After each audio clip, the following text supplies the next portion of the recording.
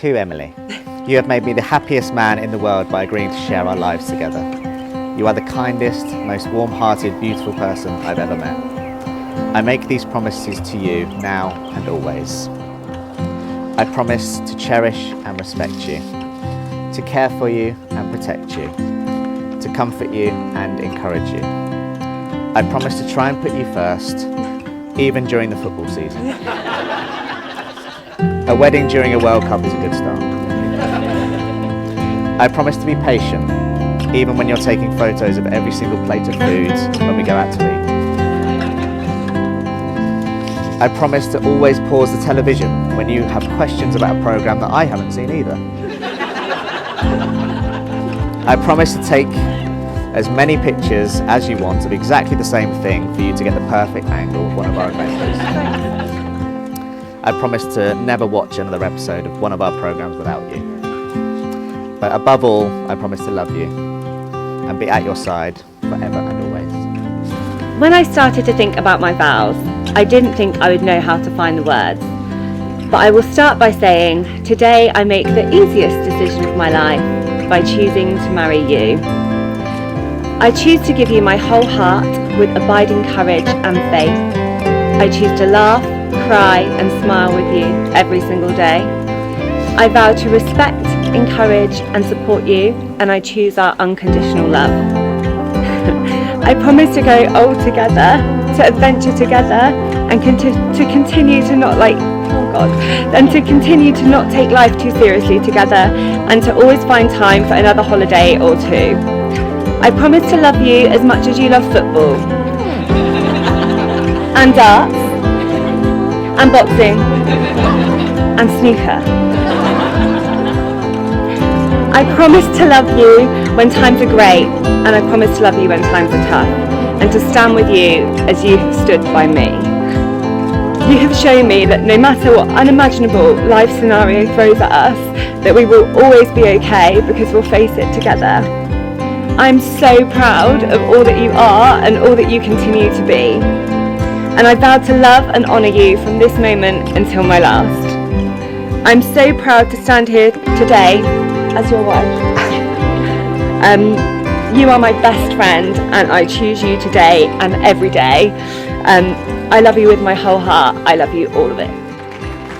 It's long been a tradition in this country for the bride's hand to be given in marriage by someone close to them, and this honour goes to our bride's father. So Kim, you've escorted Emily down the aisle today to join Michael.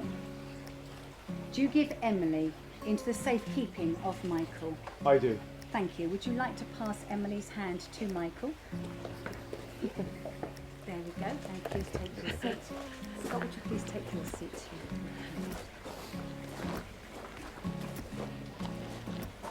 Before I proceed with the ceremony, please can I ask you both formally to identify yourselves. I think everybody in the room knows who these people are, but we are going to do that today. So Michael, would you please tell me your full name? Michael James Gocher. Thank you. Emily, would you please tell me your full name? Emily Faye Abbott. Thank you.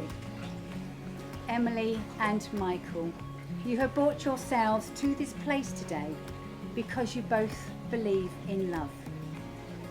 You are both ambassadors for the power it has to change lives, and your presence here today is an acknowledgement of love's force for good in the world and in your relationship.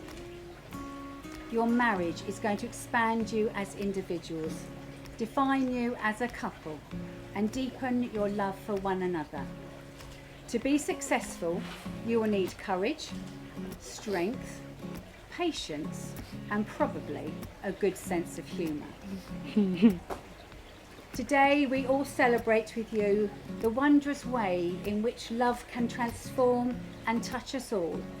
And being part of your celebrations today gives us a chance to reflect on how love touches our own lives. So let your marriage be a time of waking each morning and falling in love with each other all over again. A good marriage is created, nurtured and continually renewed. You must have trust in each other, be loving and forgiving, committed and supported, But above all, you must be each other's best friend as you work to building your new life together as husband and wife. All of us here today are privileged to be witnesses to what is at heart a private moment between two people as they commit themselves to one another for the future. The love you share will enable you to build your memories and create your hopes and dreams. The purpose of marriage is that you always love, care for and support each other through all the joys and sorrows of life. And that love may be fulfilled in a relationship of permanent and continuing commitment. Michael and Emily have chosen to affirm their love by lighting candles. So today we have 3 of them. The 2 smaller candles represent each of them, and the third one is the unity candle, which symbolises their 2 lives are being joined together as one in the unity of marriage. Michael and Emily, lighting candles is a special way to represent your lives joining together, the coming together of 2 lights into one. It's beautiful in its simplicity. So let's go along, and we're going to light the 2 single candles on the outside. Okay? Yeah, we're good. And this one is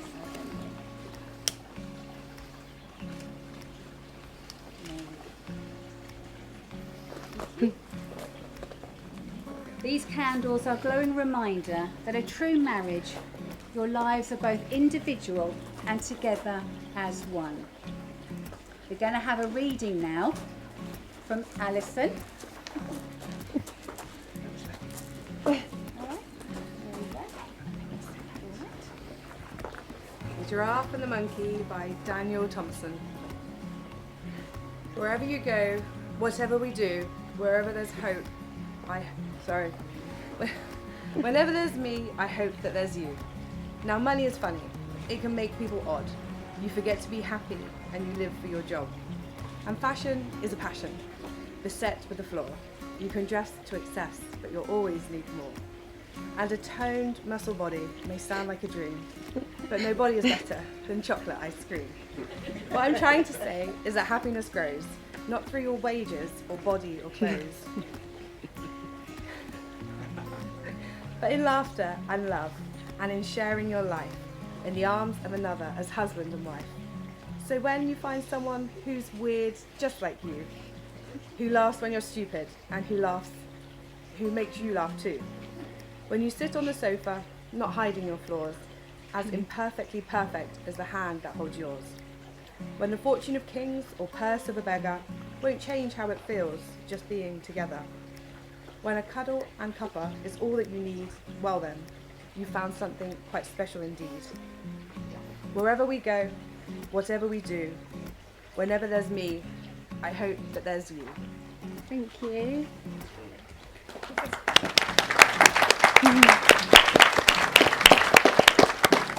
Would you like to come and join me up here? Yes, absolutely. Michael and Emily, today you exchange vows. These words are a public pledge of your love and continuing promise of your lifelong commitment to each other. So Michael, I'm going to ask you a question. Do you willingly and freely take Emily to be your wife? I do. Thank you. Will you love her, cherish her, and be faithful to her for the rest of your lives together? I will. Thank you.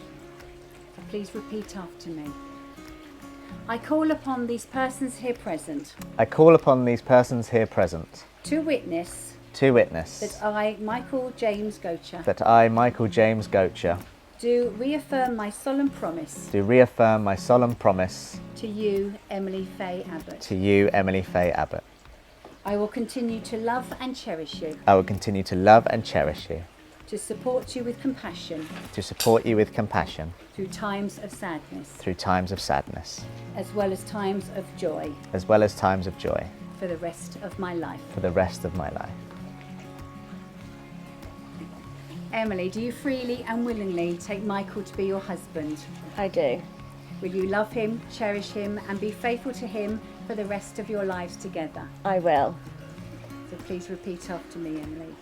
I call upon these persons here present I call upon these persons here present to witness that I, Emily Faye Abbott, to witness that I, Emily Faye Abbott, do reaffirm my solemn promise do reaffirm my solemn promise to you, Michael James Gocher. to you, Michael James Gocher. I will continue to love you I will continue to love you and cherish you, and cherish you, to support you with compassion to support you with compassion through times of sadness through times of sadness as well as times of joy as well as times of joy for the rest of my life. for the rest of my life. Well done, you two. Well done, you two. I think we're in front. Go for it. Maybe just there. Yeah. A lovely love story by Edward Monckton. The fierce dinosaur was trapped inside his cage of ice. Although it was cold, he was happy in there. It was, after all, his cage. Then along came the lovely other dinosaur. The lovely other dinosaur melted the dinosaur's cage with kind words and loving thoughts. I like this dinosaur, thought the lovely other dinosaur. Although he is fierce, he is also tender and he is funny. He is also quite clever, though I will not tell him this for now. I like this lovely other dinosaur, thought the dinosaur. She is beautiful and she is different and she smells so nice. She is also a free spirit, which is a quality I much admire in a dinosaur. But he can be so distant and so peculiar at times, thought the lovely other dinosaur. But he is also overly fond of things. Are all dinosaurs so overly fond of things? But her mind skips from here to there so quickly, thought the dinosaur. She is also uncommonly keen on shopping. Are all lovely other dinosaurs so uncommonly keen on shopping? I will forgive his peculiarity and his concern for things, thought the lovely other dinosaur, for they are part of what makes him a richly charactered individual. I will forgive her skipping mind and her fondness for shopping, thought the dinosaur, for she fills our life with beautiful thoughts and wonderful surprises. Besides, I am not unkeen on shopping either. Now the dinosaur and the lovely other dinosaur are old. Look at them. Together they stand on the hill, telling each other stories and feeling the warmth of the sun on their backs. And that, my friends, is how it is with love. Let us all be dinosaurs and lovely other dinosaurs together. For the sun is warm and the world is a beautiful place.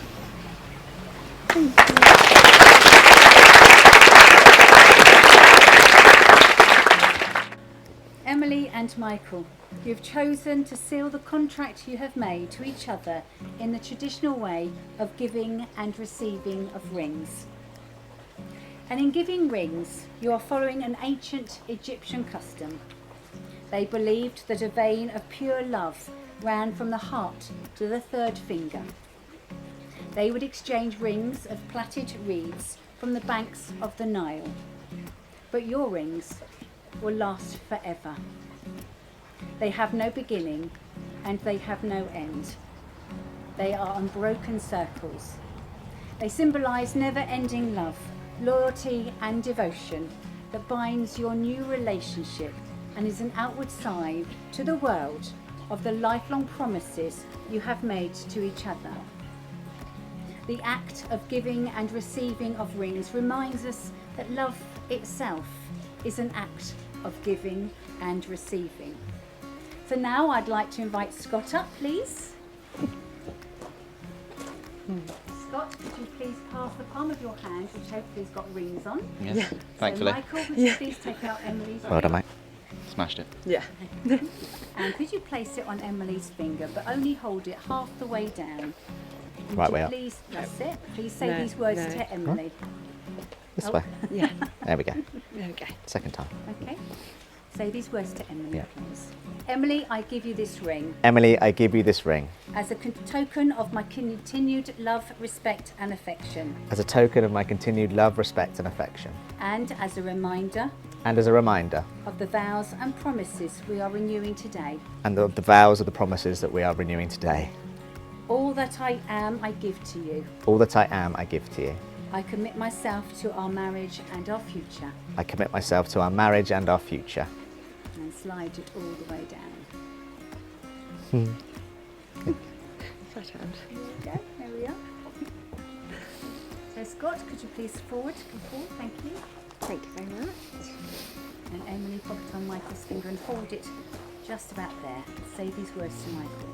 Michael, I give you this ring Michael, I give you this ring as a token of my continued love, as a token of my continued love, respect and affection, and as a reminder of the vows and promises we are renewing today.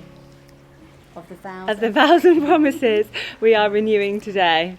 All that I am, I give to you. All that I am, I give to you. And I commit myself to our marriage and our future. And I commit myself to our marriage and our future. And slide it all the way down. There we go. These rings will shine when you are together and tell you you're home. And when you're apart, they will remind you that love is constant, whatever the distance between you. May these rings that form a visible seal to the marriage contract be a reminder to you both of the vows and promises you have made to each other. Let your rings be a sign that love has a past, a present, and a future. Michael and Emily, please keep holding each other's hands and just take a moment to reflect that these hands are both the strongest and yet the most tender of hands. They are strong enough to protect and yet tender enough to love. These are the hands of your best friend, strong and full of love. They are holding yours on your wedding day as you promise to love each other today, tomorrow, and forever. Today is just one day in time, but look around you. Hold this moment in your hearts. Carry it with you wherever you go. For today is a celebration of your love, and together you are stronger to face whatever the future has in store for you. Today is the first day of a wonderful journey of discovery, which will unfold and deepen in all the days and years ahead as your knowledge of each other grows and enriches. We're now going to light the single unity candle. And maybe the dress. And dress. Let's do it together. Together? Yeah. That's it.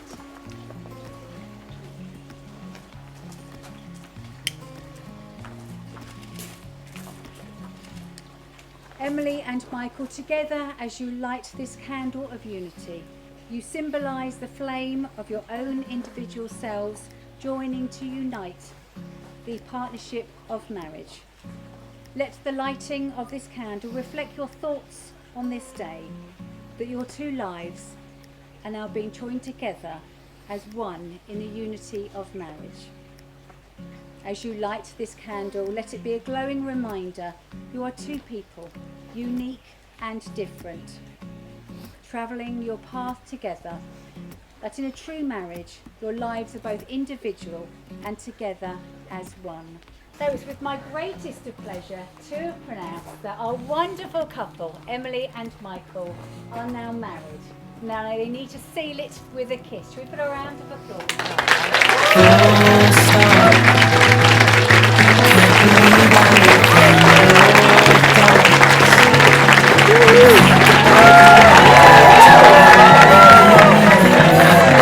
Such a wonderful day.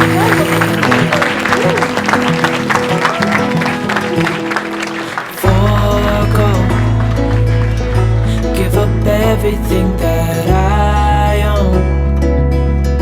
Yeah, I'd give it all up now just to be with you somehow. Unexpected love was found.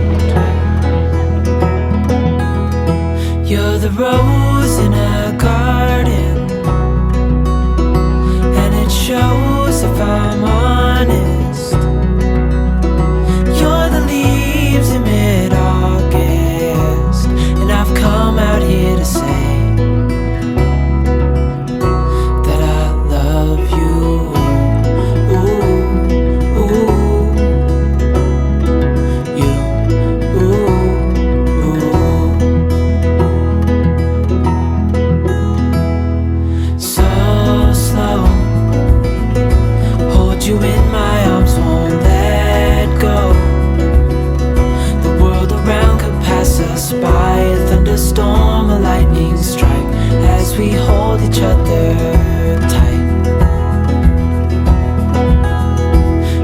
rose in a garden, and it shows if I'm honest. You're the leaves in mid-August, and I've come out here to say that I love you.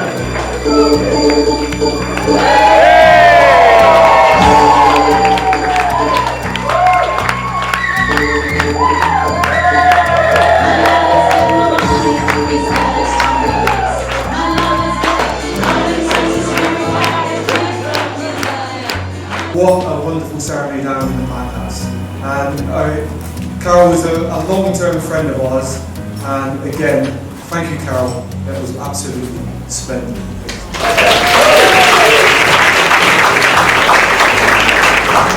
Now, I know that Emily's a little bit worried what I might say about her, but I did promise I wouldn't say about the drink, the drugs, or the free Asbos.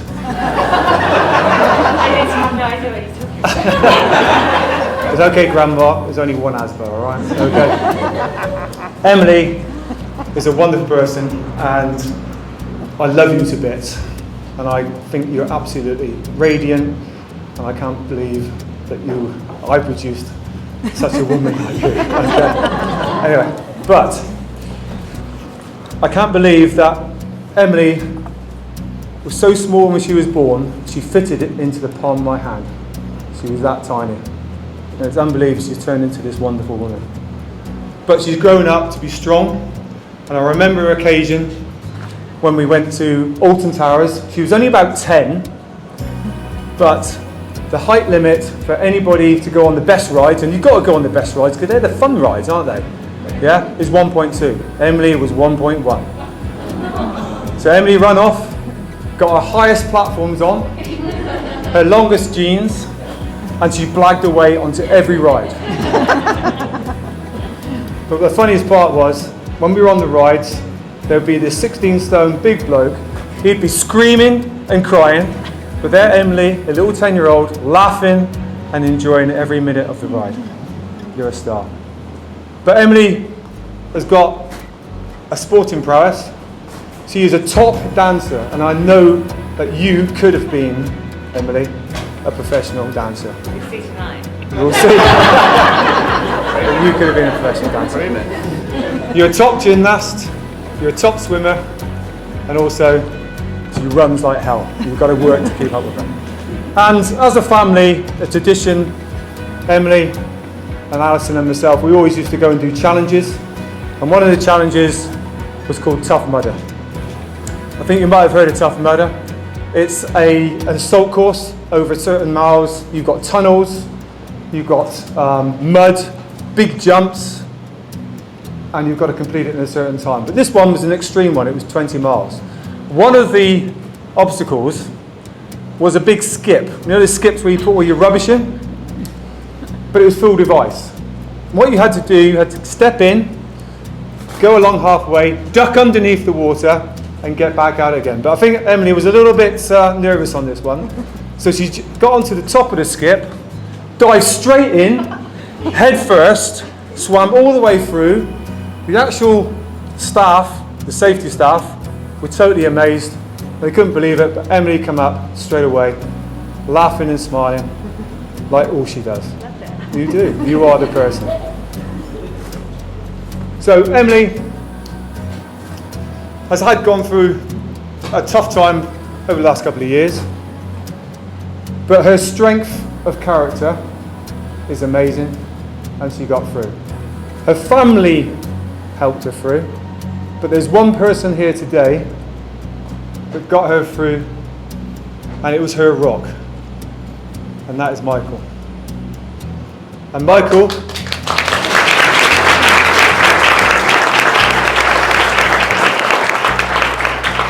I am totally indebted to you, and I couldn't wish for anybody else to marry my daughter. Thank you very much. So I've got a few words of wisdom. I've got to look at a note, but I go like that, I can't see it. Okay. You've begun your marriage today. There'll be lots of turns this way and that. You'll have some happy times, you'll have some glory times, and you'll have some sad times. But as long as you've got yourselves together, you'll have the best time of your life. So please, can you raise your glasses and a big... Have everybody got a red glass? Yes? And a big toast. Fill them glasses up. And please, can we toast the happy couple, Emily and Michael?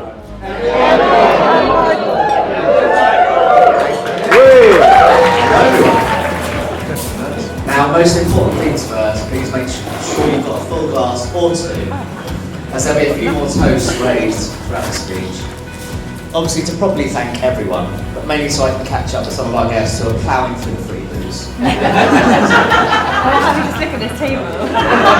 Those two toasts.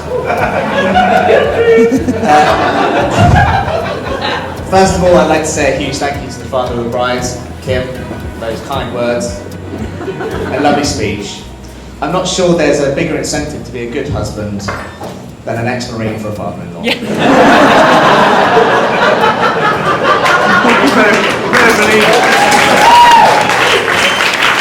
Especially remembering after I first asked your permission to marry Emily, and your first words to me were, "It's about time."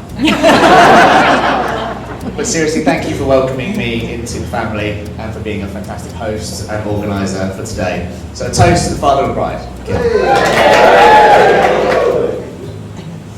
And thank you to Emily's mum, Sarah, and all of Emily's family. As Kim said, you've raised an amazing woman, and you've welcomed me into your family, not just for today, but particularly after the first Christmas we spent together, when I attempted to keep up with some of the family members drink for drink, and ended up in bed passed out at 8 p.m. I felt like part of the family ever since. So thank you, and thank you for all of your help and your generosity with our wedding today. So a toast to Emily's mum, Sarah, and family. I'd also like to thank my mum, Lindsay, my dad, Nigel, and all of my own family. Thank you for raising me into the person that I am today, and for all of the support and the love that you've given me and Emily over the years. Thank you for your help and generosity for making today so special, and I know that Emily truly feels part of our family, which means the world to us. So a toast to my mum, Lindsay, my dad, Nigel, and family. Cheers. So without further ado, it makes me the happiest man to be able to stand here and say, ladies and gentlemen, friends and family, on behalf of my wife, welcome to our wedding. Lovely, cheers. Thank you for all celebrating this special day with us.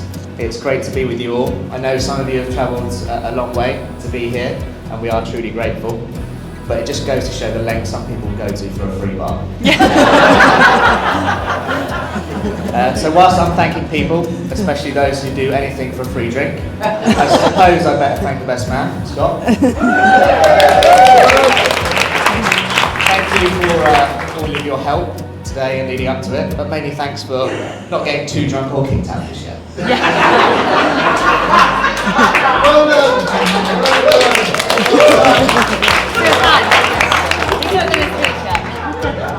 And just remember ahead of your upcoming speech, the father of the bride is still fully military trained.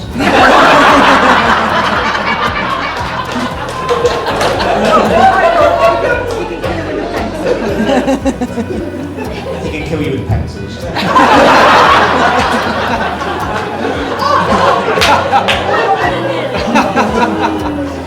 I'm not going to tell you where I'm going to insert it, alright?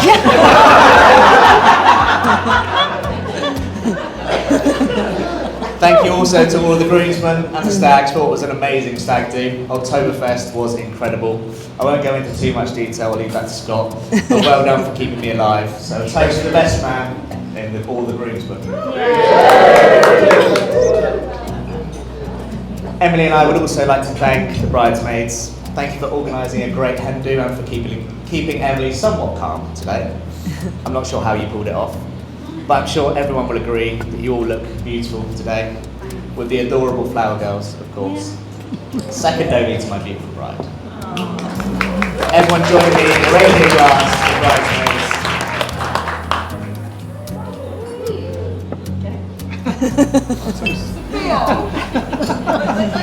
And finally to our beloved absent family and friends. Sadly, some of those who we love dearest cannot be here physically today, but I'm certain they are with us in spirit. So please raise a glass to absent family and friends. Absent family. Right, I think that's it. Have I missed anyone? Of course. My beautiful bride, my wife, Emily. One of Emily's requests to me before the wedding, other than doing this speech properly and relatively sober, was to at least pretend to cry when I saw her walking down the aisle. Fortunately, I didn't have to pretend, obviously. You look absolutely incredible, and I feel like the luckiest man in the world. You've done an incredible job organising this amazing wedding. Every little detail you planned to perfection, and although I was in charge of the most important thing, the alcohol, I think it deserves a special thank you to you, all of our family, friends and staff who made this day so special today. Thank you.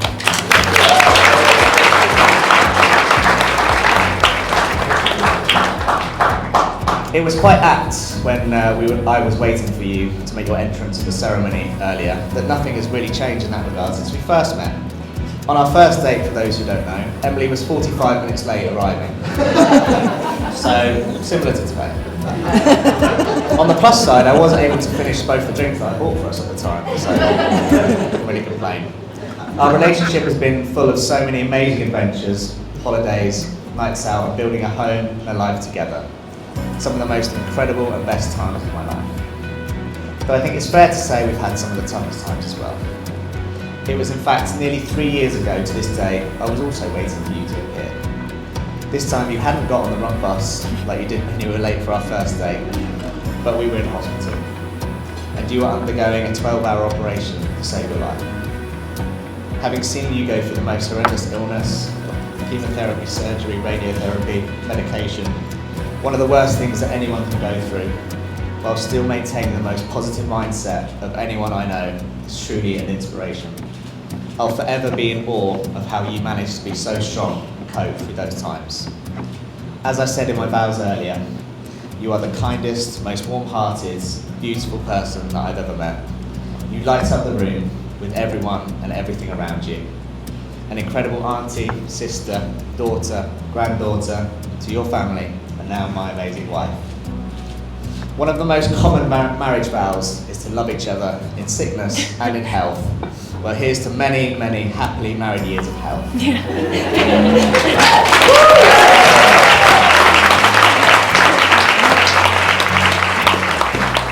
can't wait to spend the rest of our lives together for all the exciting plans that we have to come, and to feel as lucky as I do today every single day.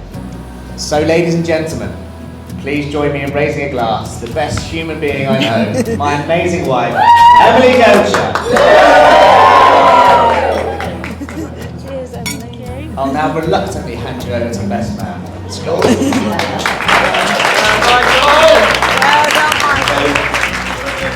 Hello everyone, I'm Scott, I'm the best man. I've known Michael for 15, 16, 17 years now, and naturally when writing this speech, I was thinking about when we first met each other, and if I'm completely honest, I couldn't remember. I couldn't remember the first time we met, but weirdly enough, I could remember the first time I heard him, which does sound odd. So I know Michael through a mutual friend, Ross, who's here today, and Ross was on the phone to Michael, and I was sat next to Ross, and I was like, well, this is weird. Like, the guy sounds exactly like me. What's that about? Very odd. But then obviously we met each other, and we started hanging out, and without a doubt, the more time we spent with each other, naturally, the more we almost tried to sound like each other. We absolutely played up on it, like to the point where the amount of times we were out with all of our friends and they were like, right, who said that? Who said that? Like, and I've even been on the phone with someone and had a conversation for 5 minutes, passed the phone over to Michael. They carried on the conversation for another 5 minutes, and then they passed the phone back to me. The person's got no idea whatsoever, which admittedly is a childish joke, but that's me. I'm immature, childish. I don't care. Which is probably why we get on. Very similar. Exactly. And we're similar in a lot of ways. Maybe not financially.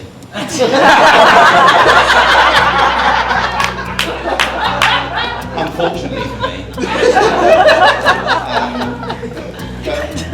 But as I say, we're very similar in a lot of ways. We're very fond of the odd drink, every now and then. We're obviously fans of any sort of sport, whatever it is. Naturally, football is the main one. And unfortunately, Mikey is a United fan. And boo. And I'm a Liverpool fan.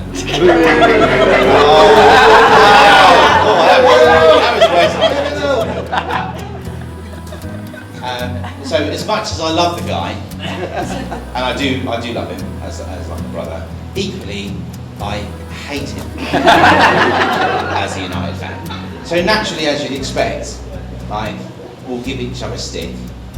Of course we do. But I cannot tell you the amount of times where, like, for example, as I say, I'm a Liverpool fan. If Liverpool have had a bad result, which admittedly we've had a few of late, I'll get sick from Michael, but then the next day, I'll wake up on like Sunday morning and I've had 20, 30, 40 messages, all from Michael, all sent between the hours of 2, 3 in the morning, of just constant abuse. Absolute constant abuse. But as much as I hate it, I must admit it does make me laugh. Like, we all know how funny Michael is. We all know. Which is why I think, even though we all know how funny you are, it makes it even funnier when we get one up on you. Which I can come to in just a moment. So, when writing this speech, naturally I was thinking about, all the different stories that I could have told today to embarrass you. But really, there's only one story that I could have told today that's a cut above all others, and that's about a certain Rebecca Valentine. Right, now, before everyone panics, don't worry, Rebecca Valentine is not an ex-girlfriend, okay? So everyone relax. Keep your face seated. It's not an ex-girlfriend. Rebecca Valentine is a fiction. I know this makes me sound sad. It's a fictional character that I created when I was at uni, and it's literally just a fake Facebook profile that I made up. Originally, it was just to prank a few mates. So the idea was that if one of my mates was on a night out, absolutely steaming, I would then message him the next day as Rebecca Valentine. Oh, it was good seeing you last night. That was night. Just to see what they do. But sadly, no one replied to it. Generally the reply was, "Who are you?" And that was it. So then I was like, brilliant, well this is a waste of time. I don't know how much time I spent on it. So then I completely forgot about it. I was like, that's fine. But then Michael came along.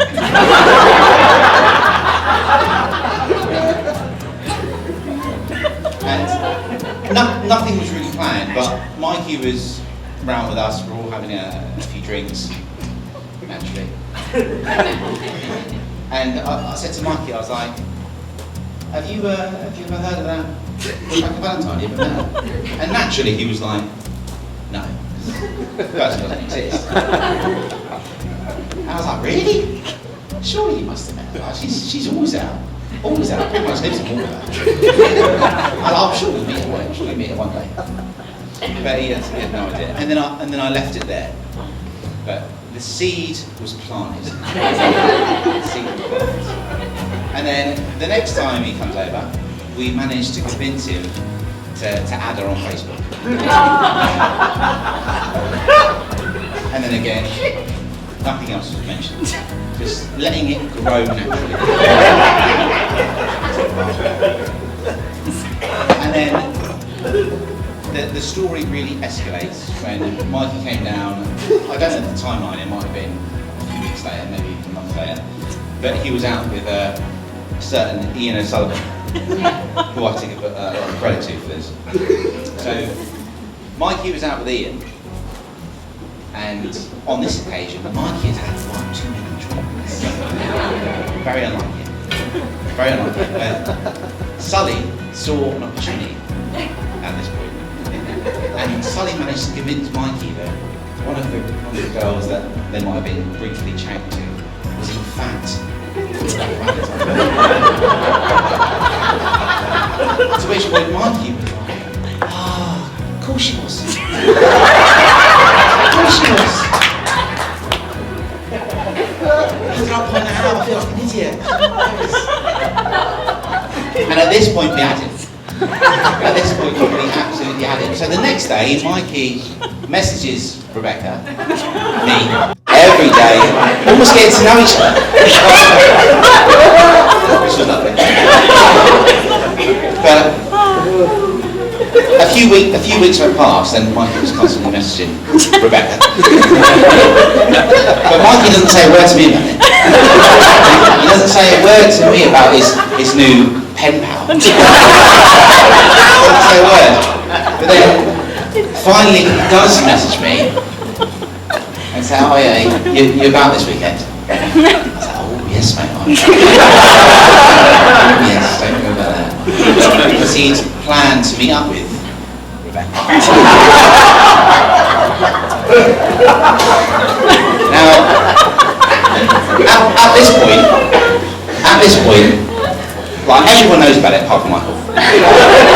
Everyone knows about it, so on the day that Michael plans to come down, we must have at least 10 people. Yeah, at least 12, however many. Round mine. Well, I say round mine. Round my mum's.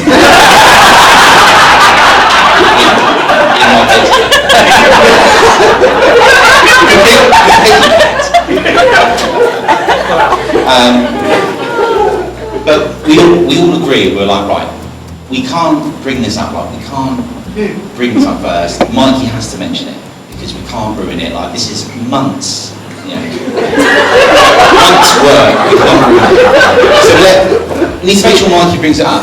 Now, initially Mikey doesn't bring it up, so we all start panicking, we're like, right, he's not He's not saying anything, this is a nightmare. But then, thankfully, after probably 2 or 3 hours with Mikey, and all of us drinking, he says to me, you'll never get to a question. now at this point, in my head, I'm like, here we go. But obviously I'm like, trying to keep it cool. So I'm like, what do you mean? No, I didn't. And he goes, I only know Rebecca Valentine. What's she saying? And he was like, oh yeah, she just said, like, I'm out of town, like, you know, we should meet up, here's my number. So I was like, right, well, you obviously need to give her a call. Now, obviously, the number that we used, it couldn't have been mine, because Mikey had my number. But again, we used Mr. Ian O'Sullivan. Now, initially, Michael wasn't that keen on calling her. But eventually, he built up the courage to give Rebecca. And then, obviously, as he calls Rebecca, Sully's phone starts ringing. He's obviously sat opposite him. And Sully goes, hello. And at that moment, he realises that it's been done.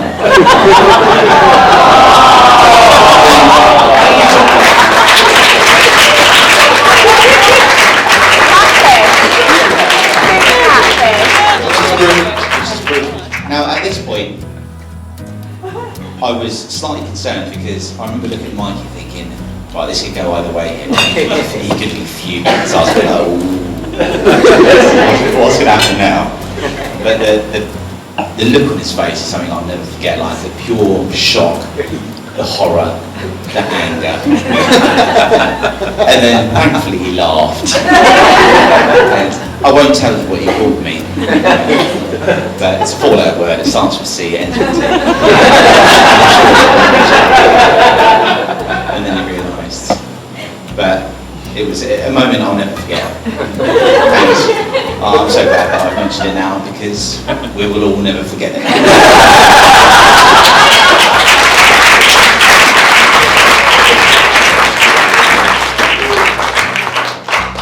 But, so I just have to skip through a few cards here. Skip the cards here, I think. But, yeah, so thankfully now I'm coming to the end of the speech, which is something I didn't get to do last time. So I think we're all really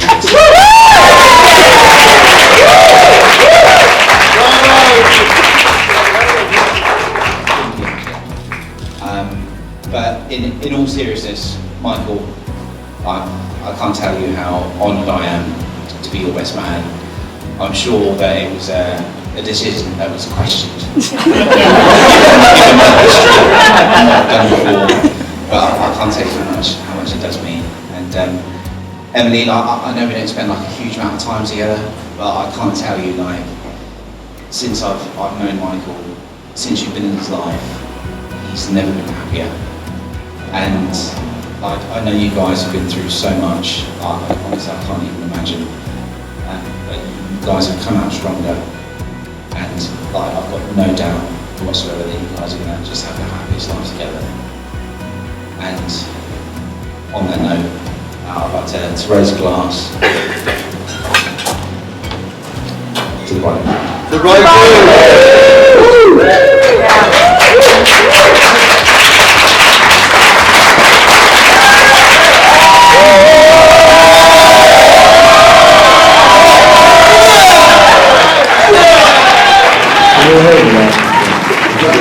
It's going to be a very short speech, and I can't top that.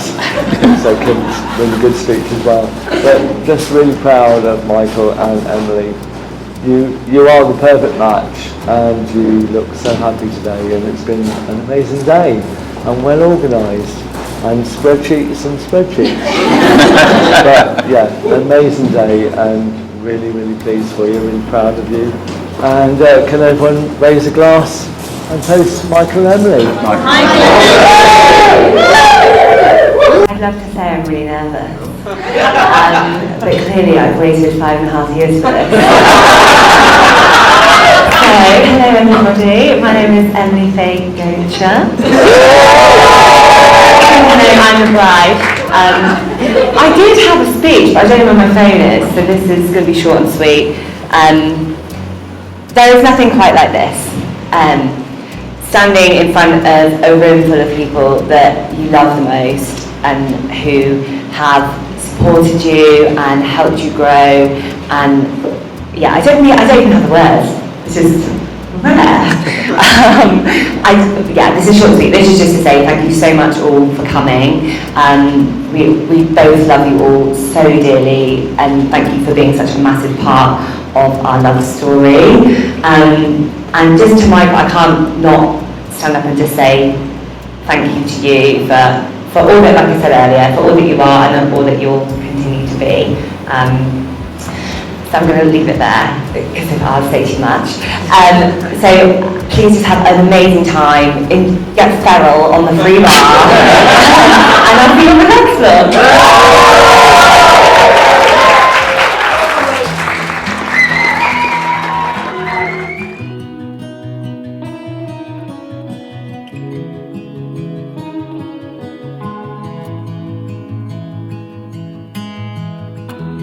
Give me your strength and show me your weakness. We're in this together now. We're in this together now. Give me your love and tell me your secrets. 'Cause we're in this together now. Yeah, we're in this together now.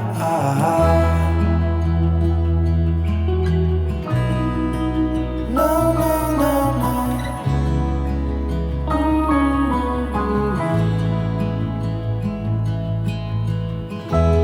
I'll keep you safe, I'll give you my everything. Even if we're falling down. Of your skin, I feel the touch of your hand. Love you with all of my heart. Makes me tremble within. Love the smell of your hair. I'm here in my bed. Without your love, I am out of place. And without you, I am just a trace. I wanna be with you always. 'Cause that is what my heart says. I wanna be with you always. 'Cause that is what my heart says. I wanna be with you always, always. 'Cause that is what my heart says. Sparkle in your, I wanna be with you always, always. 'Cause that is what my heart says. I'm in a better place. I know I'm in a better, I know I'm in a better, I know I'm in a better place. I'm in a better, I know I'm in a better, I know I'm in a better, I know I'm in a better place. I'm in a better place. I know I'm in a better, I know I'm in a better, I know I'm in a better place. I'm in a better, I know I'm in a better, I know I'm in a better, I know I'm in a better place. I'm in a better place. I feel the warmth of your skin. I feel the touch of your hand.